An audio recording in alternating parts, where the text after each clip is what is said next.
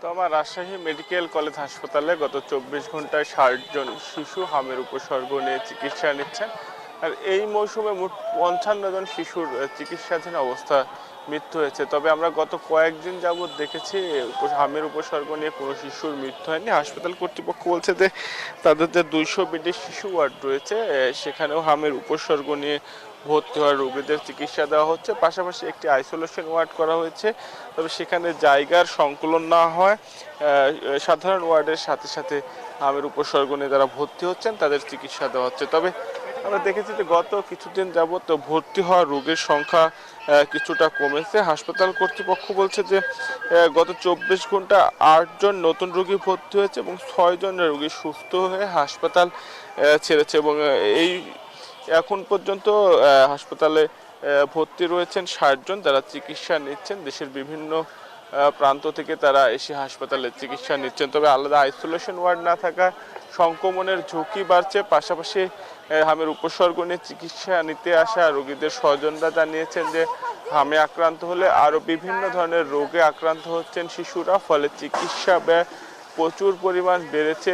শিশুদের চিকিৎসা নিশ্চিত করতে গিয়ে অভিভাবকরা দিশেহারা অবস্থায় পড়েছেন। তবে হাসপাতালে বিনামূল্যের যে সরকারি ওষুধ সেটি সীমিত পরিমাণে রয়েছে জানিয়ে হাসপাতাল কর্তৃপক্ষ বলছে, যে কারণে তারা ওষুধ সরবরাহ করতে পারছেন না। বিশেষজ্ঞরা বলছেন যে হাসপাতাল কর্তৃপক্ষকে সরকারি ওষুধ সরবরাহ আরও বাড়াতে হবে যেন রোগীরা চিকিৎসা পান এবং তাদের উপর যে আর্থিক বোঝা সেটা কিছুটা লাঘব হয়। একই সাথে রাজশাহীতে যারা হামের চিকিৎসা নিচ্ছেন সে বিষয়ে সতর্ক থাকার পরামর্শ দিয়েছেন। হামের উপসর্গ নিয়ে ভর্তি হতে যারা রোগীরা আসছেন তাদেরকে নিরাপদ দূরত্ব রক্ষা করতে পরামর্শ দিচ্ছেন বিশেষজ্ঞরা। এই ছিল রাজশাহী মেডিকেল কলেজ হাসপাতাল থেকে সর্বশেষ। রংপুর থেকে আরও খবর জানাতে যুক্ত হচ্ছেন সহকর্মী রেজাউল করিম মানিক। আমরা যাচ্ছি তার কাছে।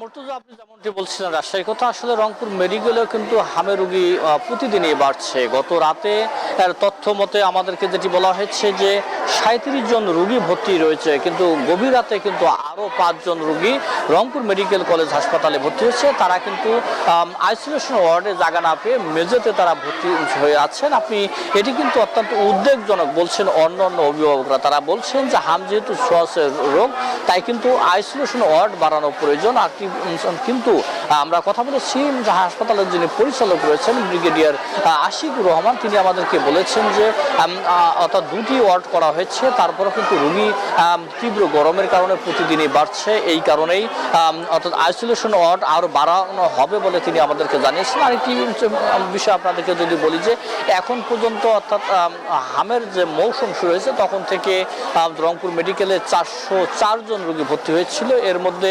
৩৬২ জন রোগী সুস্থ হয়ে ফিরে গেছেন।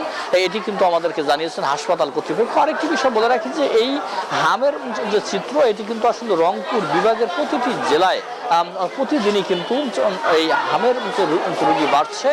বিভাগীয় স্বাস্থ্য কর্মকর্তা বলছেন যে হাসপাতালগুলোতে আইসোলেশন ওয়ার্ড খোলা রয়েছে, বিশেষ করে লালমনিরহাট, কুড়িগ্রাম, গাইবান্ধায় থেকে কিন্তু রোগীগুলো রংপুর মেডিকেলে বেশি আসছে। পাশাপাশি কিন্তু দিনাজপুর, ঠাকুরগাঁ, পঞ্চগড় যেসব রোগী আছে সেগুলো কিন্তু দিনাজপুর যে মেডিকেল কলেজ রয়েছে সেখানে ভর্তি রয়েছে। আর বিভাগীয় স্বাস্থ্য কর্মকর্তার বরাদ দিয়ে যদি আপনাকে একটি বিষয় বলে রাখি যে এখন পর্যন্ত রংপুর মেডিকেলে ৫ জন রোগী মারা গেছে, তবে রংপুর বিভাগে এখন পর্যন্ত ১১ জন রোগী মারা গেছে বলে আমাদেরকে জানানো হয়েছে।